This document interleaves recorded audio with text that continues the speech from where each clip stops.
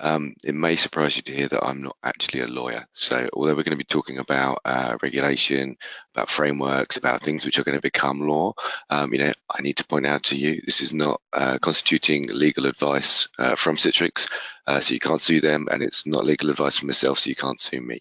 But it's just generally to give an overview of how we think Citrix will play within the various frameworks and security threats that we're seeing in the landscape today. So diving straight in, cybersecurity is certainly a hot topic which has shown no sign of cooling over the last few years. Even back in March 2012, which is 6 years ago now, Robert Mueller, who was then the director of the FBI, said, "I'm convinced there's only two types of companies, those that have been hacked and those that will be." I think this is more commonly misquoted, but more accurately misquoted is there's only two types of companies now, those that have been hacked and those that don't know that they've been hacked yet. So you might not necessarily think of Citrix as a security company, and you should think, why should I listen to Citrix about security? I think it's fair that you might not identify us alongside such names as Symantec, RSA, or Kaspersky, if we're still allowed to mention them as a security company. To our customers, though, we are a security company, just not a traditional security company. Citrix is in the business of secure delivery of apps and data. So security is the core of everything that we do to help our customers protect information, manage risks, achieve compliance. And our customers rely on us for the security of their business while ensuring their workforce mobility and productivity. We invest heavily and care passionately about security, and just recently Stan Black, who's our CSO and CIO, was awarded Cybersecurity Professional of the Year from the Cybersecurity Excellence Awards, which is, hopefully a pretty good indicator of the recognition that we have within the industry, but also, the seriousness at which our security people take security. And we're always looking at what the state of that security landscape is, and hence we sponsor the CyberEdge Group's Cyber Threat Defense Report. And that's a report in which last time around 76% of respondents said they've been affected by a successful attack during that year. So I think it's fair to say whatever companies are doing to counter these threats at the moment, it's not being completely successful. So I wanted to start with just a couple of key moments in cybersecurity in the not too distant past, and how they've highlighted the need for us to adapt our thinking on defending our infrastructure and protecting our data resources. So the first one relates to PCI, which is the processing of credit card transactions. I'm sure many of you will remember this from the news, but in 2013 we had a clear example of just how large the effects of a security breach could be. So Target were hit, the big American retailer, and that's despite best efforts to design and secure a system. They've got multiple layers of technical and security personnel monitoring their environment, but on Black Friday in November 2013 they were breached, and the CEO was forced to come out and make the statement. Target was certified as meeting the standard for the payment card industry in September 2013. Nevertheless, we suffered a data breach. So that's the president and chief executive officer being forced to make that statement, having just been revalidated as meeting the standards he was told he had to meet just 2 months previous. So when we distribute, there's a good little link in here going through some of the details of some of this attack and the next attack I'll highlight. But I just wanted to give a summary of the magnitude and where this has led the thinking. So the Target breach, they were tier 1 in terms of the volume of transactions they were processing. Had security professionals that are still breached, 41 million credit card details stolen, 60 million customer contact informations, leading to both the CEO and the CIO having to resign. And they're still probably paying the price. I mean, as of 2015, it was $162 million they had attributed to the cost of the expenses for that threat, with 18.5 as a settlement to those affected, which was one of the largest in the US. I'm not sure if it's still the largest, but certainly was at the time. So in terms of how it was done, this was not an attack by rookies.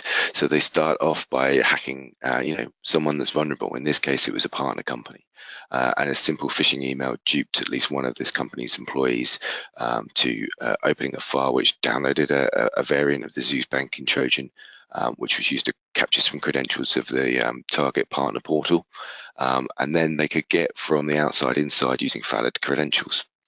And once they were in there, they could work out, how they can elevate their privileges, how they can find something to target, and how they can find a route to do what they need to do. And in this case, it was they managed to compromise a Windows Update server.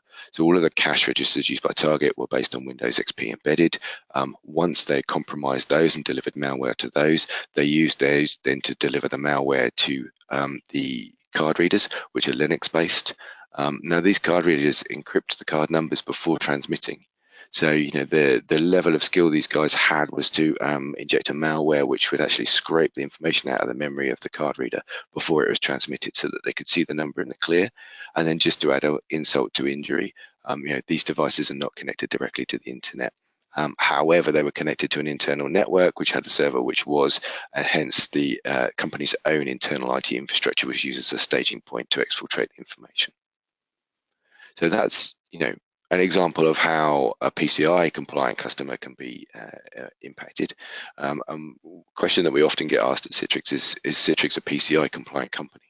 Well, PCI is really it's a statement from an auditor saying you've met the criteria set out by the issuing bank to be able to process transactions on their behalf. So I can say yes, Citrix is PCI compliant, but we're PCI compliant because we accept credit cards on citrix.com. And so that compliance really is just about us handling that data. What the customers I think are really trying to ask is Citrix PCI compliant as a solution for them? And the answer is, well, we're not. We can't say that we're PCI compliant until we understand what the bigger solution is that we fit into. We certainly fit into a lot of solutions which are designed to handle credit card processing. So we aid customers in achieving their PCI compliance. And kind of how we, are best known for doing that is really through centralization and isolation. So XenApp and XenDesktop and NetScaler are commonly used in the creation of a PCI data security standard compliant data processing system. Basically means, how you get the credit card number through to the bank and get your money. So data centralization and server-based computing provided significant value in security, but also in auditing. So by restricting the PCI data to only small protected space within the overall company's systems, that space can be controlled and audited more completely and efficiently, rather than attempting to try and certify an entire corporate internal network. I put a link in there just to some details about the security standards to which Citrix works and adheres to. But if we look at the fallout post the Target breach, we saw there was a big actual shift. So in the wake of that breach, we saw a much bigger move towards isolation of the PCI networks. In fact, the Singapore government announced a plan to cut internet connectivity from all government computers. So they're obviously not handling PCI data, but they recognize that most malware in one form or another comes in through a browser or through potentially an email. So if they cut that and have methods in place to quarantine or check the data as it goes through to the actual device, they can put extra layers of security in.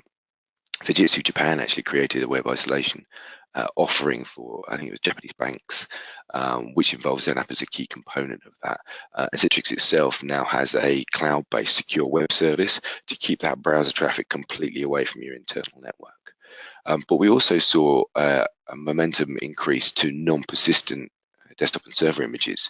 And the advantages of these, when you put these in that separation network, you only need to reboot those images and they revert back to their vanilla state. So any malware that did manage to find its way in, gets flushed out, the image is reset. How frequently you do that, you need to look at.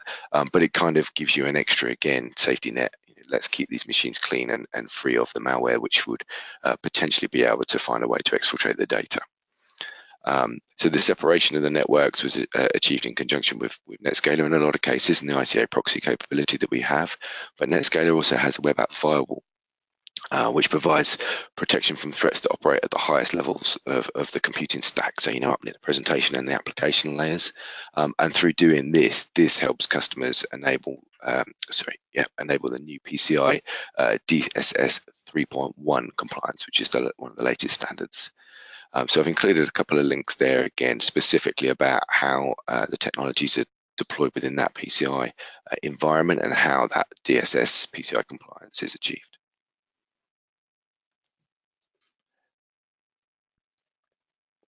Moving on to the second kind of case I wanted to highlight.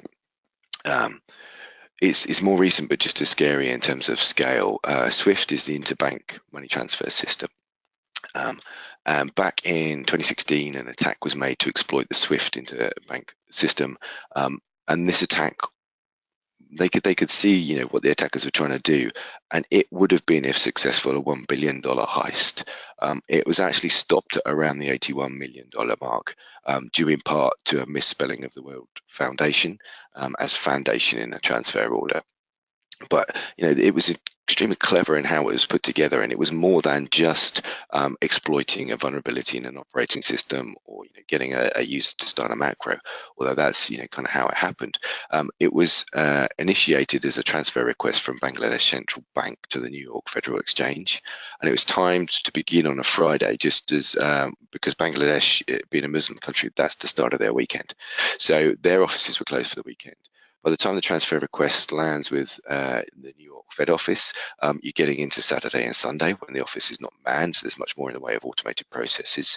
And the money was transferred out to the Philippines on the Monday, where they were having a public holiday. So again, less people with eyes on to check.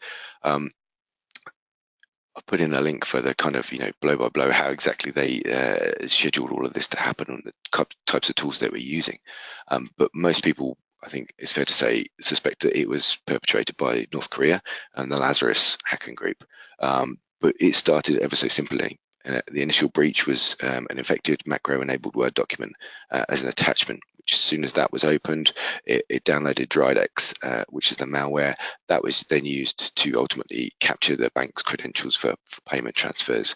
But they went further in terms of, suppressing warning messages and, very clever stuff. So it was very high intelligence attacked. We've moved beyond just people trying to hack things for the sake of hacking things to see if they can. This is now, serious organized crime with very clever people trying to execute it. The fallout from that was Swift, and they created a customer security program, CSP, and that was introduced in their mind to establish a common set of security controls designed to help customers secure their local environments and to foster a more secure financial ecosystem. And in order to comply with this security control, the users, the customers, the banks had to implement a solution that met a stated control objective, and addressed the risk drivers. Those risk drivers are not just the financial risk, but it's the legal risk, it's the regulatory risk, it's the reputational risk. And if we look at the Swift program, and it's basically 8 core concepts in 3 categories, and a well-deployed Citrix solution can provide support in almost all of them. So firstly, you absolutely need to deploy a jump server in the secure zone, so in that isolated zone. And Citrix Zen, Zen Server, Zen app was recommended by Swift as a good way to do that jump server process. Without a jump server, the alternative is to set up a physical separated network for the entire Swift local infrastructure.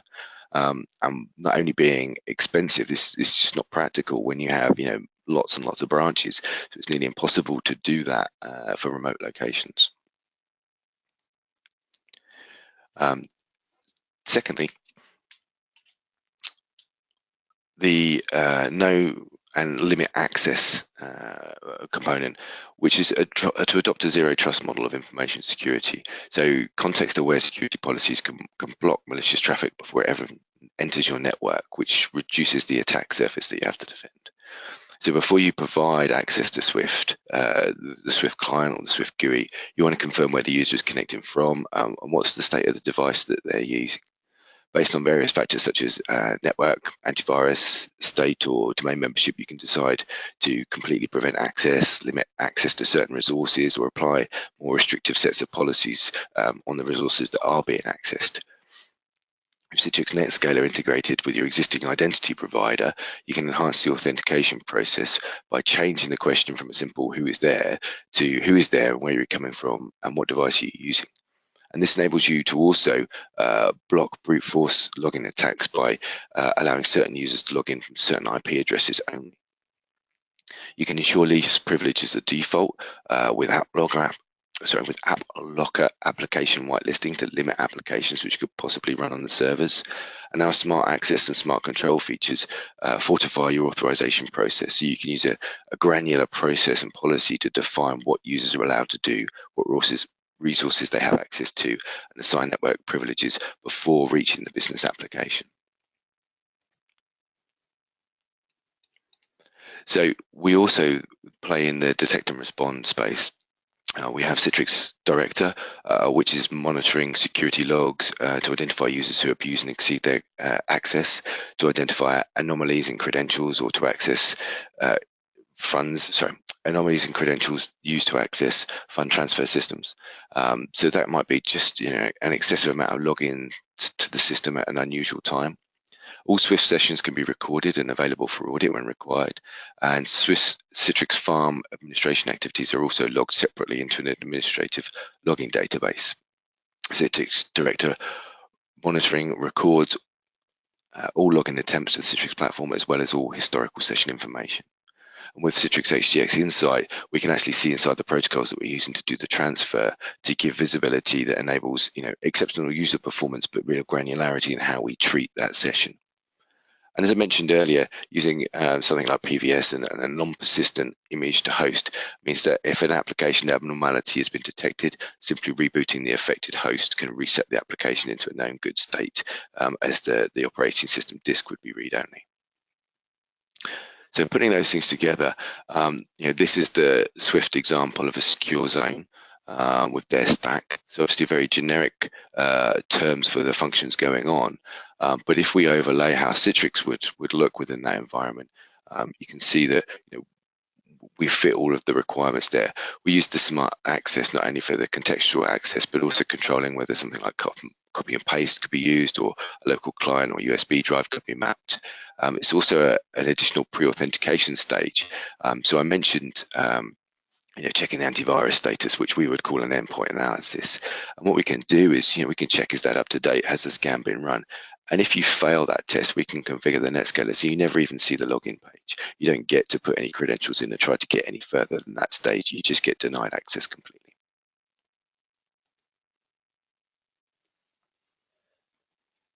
And our previous examples were to highlight the breaches and how specific industries have responded. But with GDPR, the aim is to set out a framework which is applicable to all industries. So if we delve a little bit more into what GDPR is, our legal guy, our deputy counsel, Robert Fieldman, he says, it's about trust, and organizations around the world already trust Citrix to help secure their apps and data in today's mobile and cloud data-driven business environment.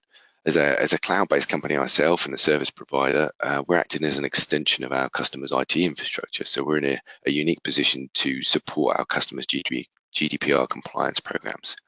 And the security which is built into our solutions, and the control that they provide over the access to applications and data from any device, network, or cloud, provide a solid foundation to meeting the extensive mandates imposed by GDPR. So let's have a look at what GDPR is.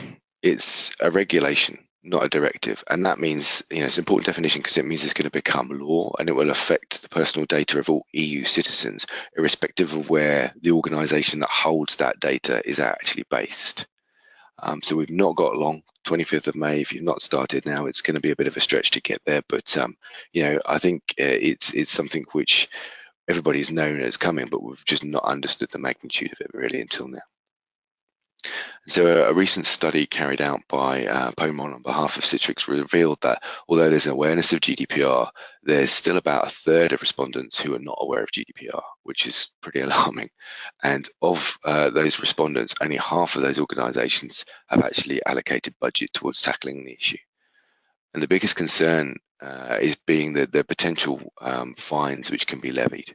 So almost 3/4 of respondents had concerns that complying with GDPR would impact negatively their business. So, it's definitely something that we have to take seriously. And GDPR encourages organizations to ensure that privacy and data protection is a key consideration in the early stages of any project, and therefore throughout its life cycle as well. For example, when building new IT systems for storing or accessing personal data, or embarking on data sharing initiatives, taking privacy by design as an approach is an essential tool to minimizing those privacy risks, building trust. Designing projects, processes, products or systems with privacy in mind at the outset can lead to identifying potential problems at an early stage, which can help save costs when addressing them. This will also help reduce the risk of being hit with a large fine. Data privacy impact assessments, or DPIAs, are an integral part of taking a privacy by design approach. A DPIA can reduce the risk of harm to individuals through the misuse of their personal information, and can also help you to design more efficient and effective processes for handling personal data. Another one of the biggest changes brought about by GDPR is the 72-hour breach notification. So a breach is more than just being hacked or having data stolen. It covers the unauthorized destruction, loss, alteration, and disclosure of data too. So as an example, a hospital could be responsible for a personal data breach if a patient's record is inappropriately accessed due to a lack of appropriate internal controls. So you might ask, well, when do individuals have to be notified? When a breach is likely to result in a high risk to the rights and freedoms of individuals, you must notify those concerned directly. And high risk means the threshold for notifying individuals is higher for notifying the relevant supervisory authority. But failure to breach, when required to, can result in a significant fine. And the fine is a two-tier system. So breaches of, the lower threshold to 2% or 10 million would be for lack of compliance and failing to put the appropriate safeguards in place. And the higher threshold of the 4% or 20 million euros is for more serious data breaches that could or would affect the rights and freedoms of the individuals. And you might ask why the fines are so high. And I think because up until now, companies have just been accepting fines as part of the risk of doing business due to the small value of the fines themselves. So under GDPR, where these fines will be significantly higher, I don't think companies can any longer just say, well, we'll take the chance. And so what are the challenges for customers of Fujitsu and for Citrix? So organizations have to comply with GDPR or face the higher fines that we've spoken about. GDPR stipulates that organizations need to keep records of data processing, which means much better insights are required. Most organizations will have data in multiple places, and this adds to complexity when it comes to managing and auditing that data. As previously mentioned, organizations are encouraged to take a privacy by design approach and implement appropriate technical measures. And you now only have 72 hours to alert the authorities to a data breach. We also have a situation where more individuals have greater rights over how their data is processed. Securing the data and access to that is paramount.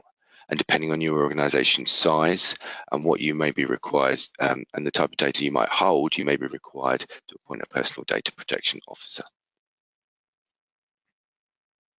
So looking a little bit more specifically at two key elements of GDPR.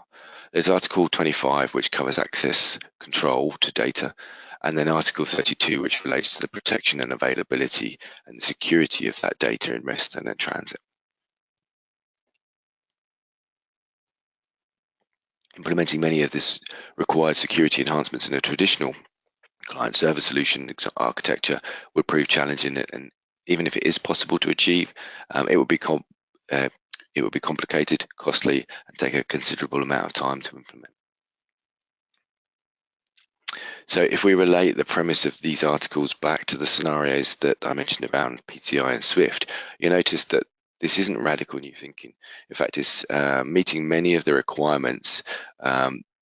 It's meeting many of the requirements is achievable if you use the same means that were described when we talked about, the post-PCI mandate and the Swift CSP program. So it also means that meeting GDPR really is supported by the pillars of security and compliance as Citrix see them. If we look at a traditional, typical Citrix solution architecture, we say by moving the application into the data center, you're moving the application closer to the data it needs to access. By using NetScaler, you can implement the multi-factor authentication and authorization and auditing So this approach, is good because it doesn't require any code changes to the core application. It's simply a question of you're migrating the application itself to the data center. And access is then granted using a combination of multi-factor and traditional AD groups with some federation, if you've already started to look at things like Azure AD. And Citrix has a long tradition of providing a platform for that secure delivery of these client-server applications. This secure delivery is based on offloading the client application piece into a dedicated set of servers with XenApp and XenDesktop, specifically designed and optimized for secure delivery of that application. And decoupling the application and the endpoint, the additional security features that can be enabled.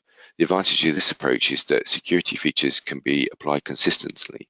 You don't have to have access to the source code of the applications to create them. And centralizing the apps and data goes a long way to improve your security and compliance posture.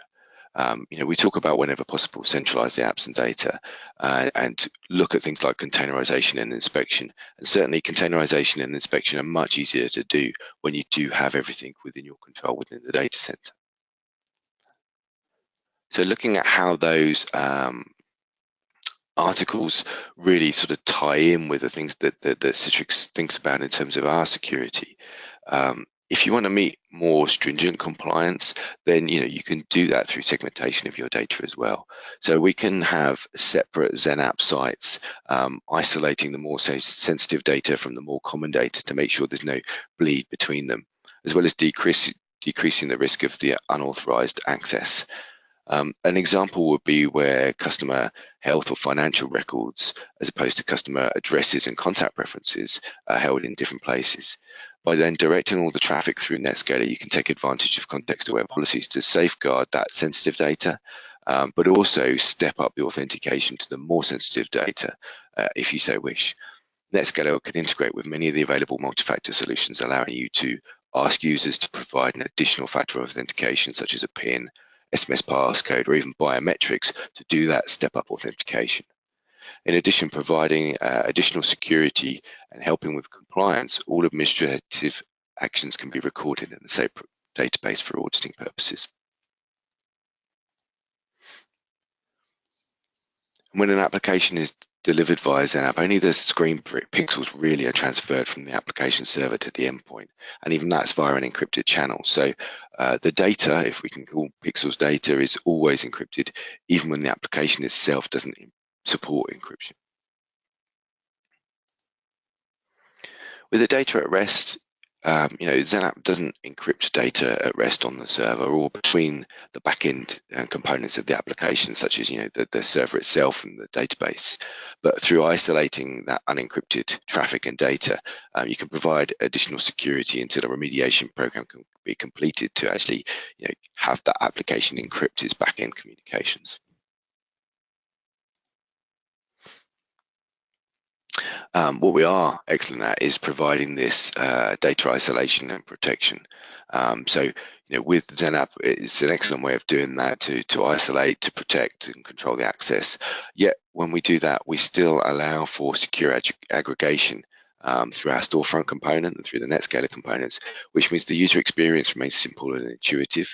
And we obfuscate the fact that there is complexity in the back end and there's segregation going on between the different types of applications and the source data that they are using.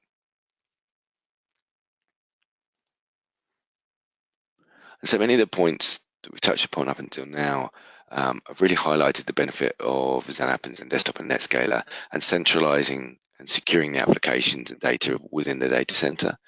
And whilst this is the core DNA of Citrix, really, this is what a lot of people will know us from the last sort of 25, 30 years.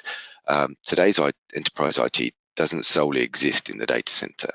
And in both of the breach examples I highlighted, the first point of attack was a person, a human being just trying to do their job. Not necessarily completely naive to security, but certainly not seeking to expose their employer or their employer's partner to a security breach. So what we have to look at is how we can protect ourselves against the user themselves, against them making a mistake. And how can we do that without taking away all of the advances in IT from anybody who isn't a CISO?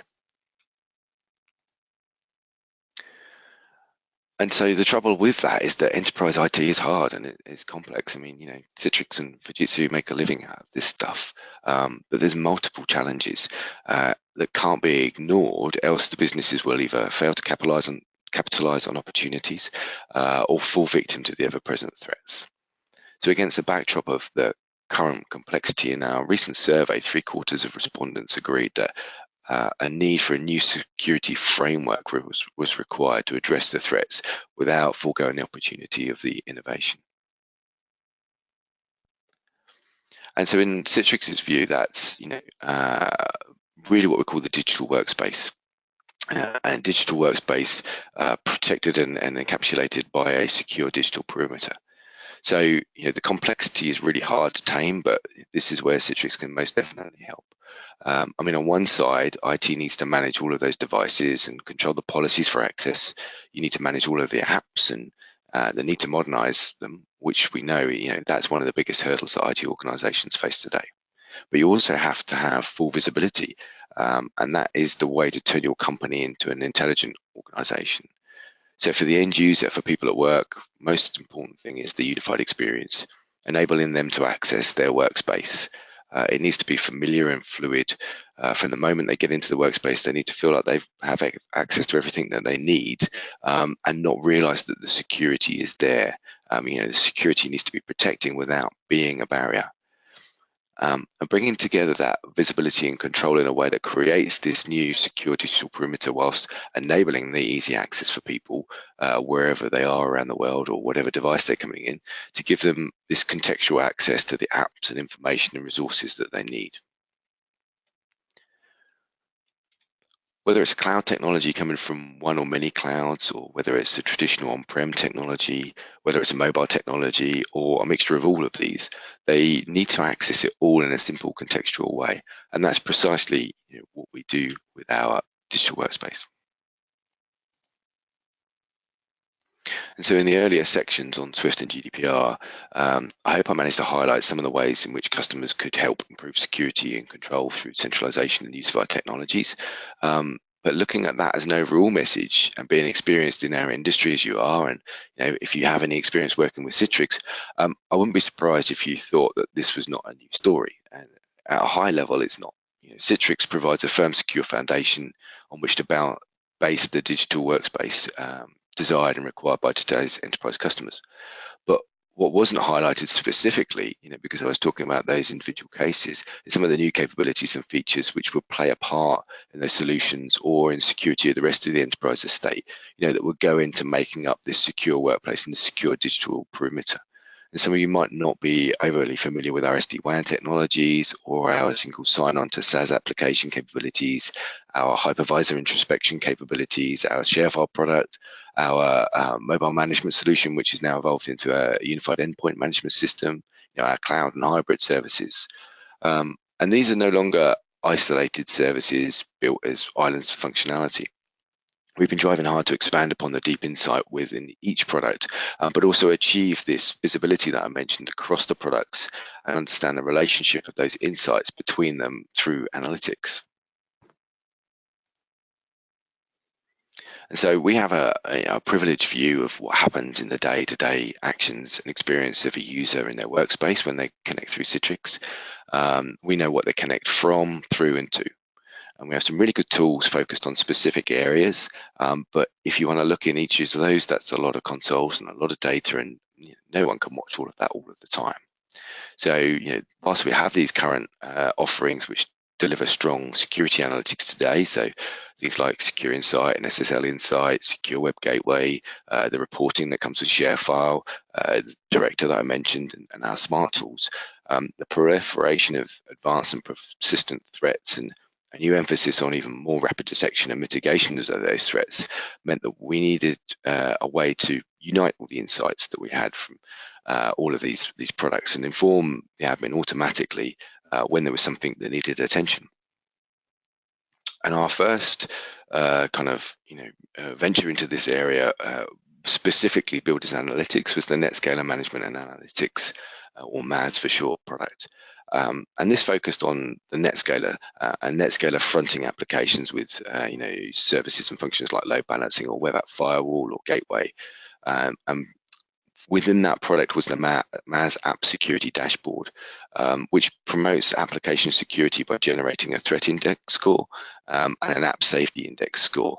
And the threat index and safety index counters indicate how secure an application is considered to be and whether it might be under attack in the form of DDoS or server errors or timeouts and more.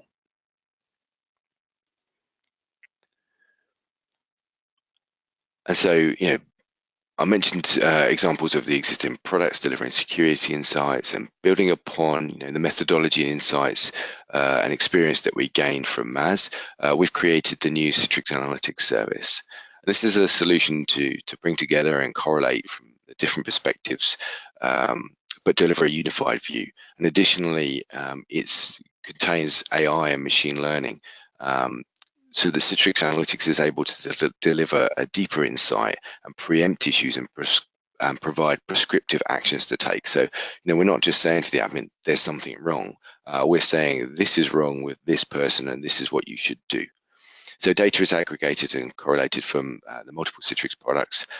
Patterns of behavior for individuals are learned, and events outside of this normal behavior are recognized and checked against defined risk profiles.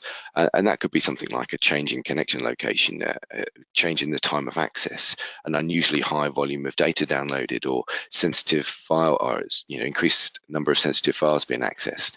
And a risk score for each of these risk profiles is defined by the administrator and is applied automatically to the user. And we can get to the point where we can set certain thresholds and automated actions or alerts to be started based on seeing that risk indicator go higher.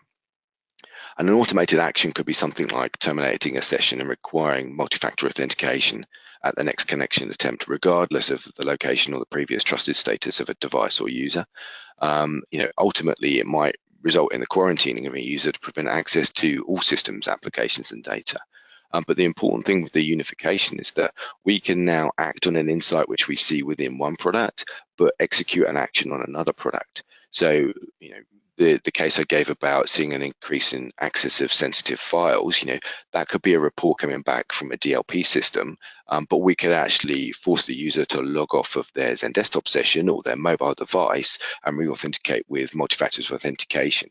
So we're no longer operating as these individual silos of applications and insights within the application. We're able to take those insights and achieve a greater value to them by applying them across the entire portfolio estate that's being used. And so the easiest way to kind of sum up, that analytics service, where that's going and how that enables us to have this, secure digital perimeter, is to think of it with Citrix Analytics as being the brain and the rest of the portfolio as being the central nervous system, providing the inputs to the brain to interpret and take action upon. Combining all of these collected inputs together and collating the data and using this advanced machine learning, the analytics service can deliver this meaningful and actionable insights that are unique to each user. And this is the kind of difference. No longer is it about one size fits all or what's the lowest common denominator. We are working to understand the user, their behavior, and therefore what's out of the norm, and we're able to target any response or action against that user to counter that. Going back to the original quote, there's those companies that have been breached and those that don't know they've been breached yet. Are we ever going to stop all of the breaches? I don't think we will. But can we do a more intelligent job of how we react to those breaches based on spotting the results of those? So, not detecting a day zero attack, is always going to be a possibility. But a day zero attack will only ever really be trying to get something into your system, which is then going to try and execute and exploit in a normal way. It's going to try and grab credentials, access things it shouldn't do, elevate permissions, get access to areas of the network where you don't want it to go. And by spotting those, and when they happen, when they're outside of normal behavior, and taking action upon those, in a way, whilst it would be preferable, it doesn't matter if we don't detect the initial breach. By detecting the symptoms of that breach, we can act faster and more automatically. And I wanted to just round out with a couple of points on Citrix and the security pedigree. So there's a lot of security accreditations around the world of different types, and it would be impossible to go through all of them. But we have a really good selection of the highest and the most common. So we have the very latest common criteria certification for XenApp and XenDesktop 715, which is our long-term service release. So a customer can go onto that, they can know it's met the common criteria, and they can know that that's going to be supported by Citrix for many years to come. So when you're looking at building a really secure system, something like a PCI processing system that you don't want to mess around with, if you don't want to change, you just need to keep it supportable and secure. That's a great set of products to base that on. We've had the FIPS compliance for a long time. For the 140-2, we can do that with the appropriate end devices. We can do that end to end through the whole system. So yeah, just highlighted some of the compliance pieces around the crypto for FIPS, and I'll send these deck out so you can obviously go through this a bit more leisurely pace. Explanation of the common criteria. Some of the new ones we're going for the SOC 2. So ShareFile has that now. So that's our cloud ShareFile service, and the Citrix Workspace service. The goal is to have that for 2018. And then we're also close to getting level 2 FedRAMP, which is the US federal certification for data centers for our ShareFile offering. So I'm going to pause it there, and I wanted to show you a couple of demos. Now, as is always the way with these things, the demo gods hit me just before this presentation started, and the real simplest of things, unfortunately, my emails stopped working properly. So I'm not sure if I'll be able to show you the recipient end of the ShareFile demo I was kind of aiming to do. But one of the pieces I wanted to show was just a little bit of new functionality, which is a watermarking process. So for all of the control of documents and everything else, could you ever prevent somebody from just taking their smartphone out nowadays and taking a picture of their screen? Well, you can't prevent it, but what we've done is we've embedded a technology, and you should be able to see, to actually overlay certain information over the desktop session that's being utilized. So here you can see, it's got my login information, the IP address I've connected from, the host I've connected through, a little custom message to say hi to the FDEs out there, and the date and time of log on. So that's just a deterrent, if you like, from being able to just take a smartphone picture and then distribute that. The other thing that we wanted to look at was, or I wanted to show you, it looks like my emails might be coming through now, so we'll check these, is with the ShareFile product. Brian, I did get your test email, so you might want to be able to give that. So yeah, I just saw one come through. In fact, let's just jump straight into here and see if it has arrived. It has, brilliant. Okay, so I'm not going to try and go through the process again completely, because I'm not confident that the email will arrive at the other end, but I just want to show you what that will look like if I was to do so. So what I was doing was creating a new email. Let's just move this over here. And I wanted to use the ShareFile product to send that to somebody. So with the ShareFile product, I have the option, just to set up a default set of parameters, or customize them for each file I wanted to send. So in this case, I wanted to customize it. And what I did was I actually said, I actually want the user to have to sign in order to be able to access this file. In fact, let's just give it a go. Let's just say I want them to enable, enter their name and email address. I'm going to make sure that this file is only available for one day. I'm going to say that they can only view it online, and they can only access it once. So a really simple kind of configuration to whiz through. I'm going to pick a file to send. Where's my demo folder? Share my age and my background. I'm going to go with the Hello World doc and send this to demo. Let's call it demo 2 and get that on its way. Okay, and then if I flick back across my desktop, and we'll see if it's arrived.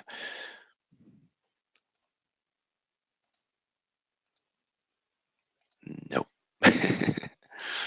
Okay, right. let's go with the other plan. So I've got a link here. This looks like the normal way share file would send me a link, but when it gives me a download option, it's actually going to take me to the share file site, and it's going to force me to go through and log in. So I'm just going to use my company credentials, so I can get access. And Citrix.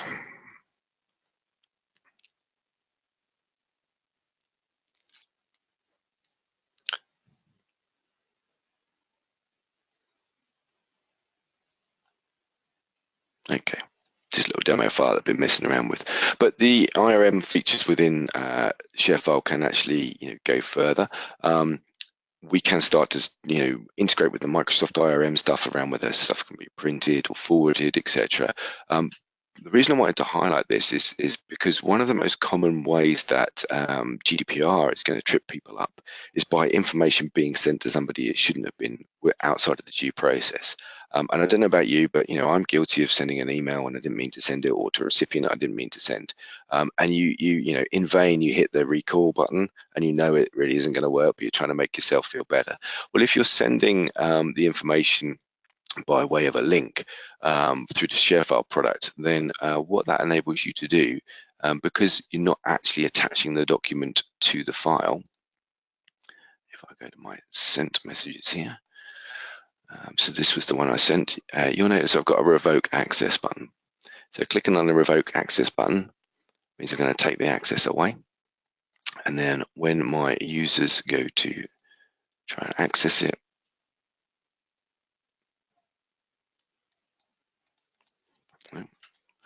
apologies, that should have logged me in. So this is the same email,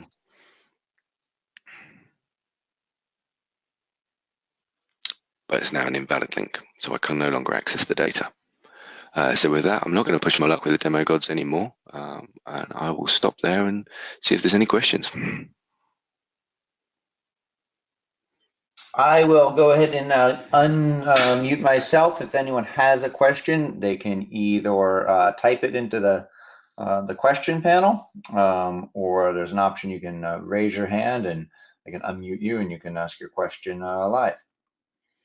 So look for any hand raised questions or any coming into the pop-up panel.